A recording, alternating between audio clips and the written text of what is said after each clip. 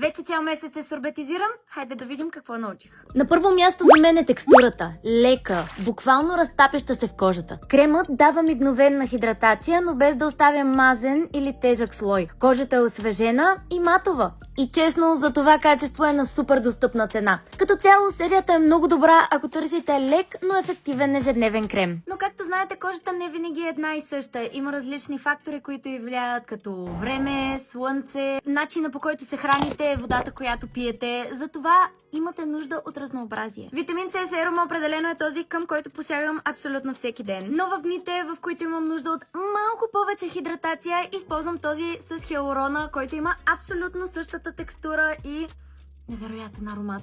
А ако започна да ми излизат пъпки, променям на този с салицилева киселина. Най-якото нещо на всички тези кремове е тяхната текстура. Не мога да ви опиша колко е невероятна, как попива в кожата и просто финиша, който й остава. Хем изглежда здрава и бляскава и в същото време не е мазна, а е матирана. А вие сорбетизирате ли? Напишете ми в коментарите.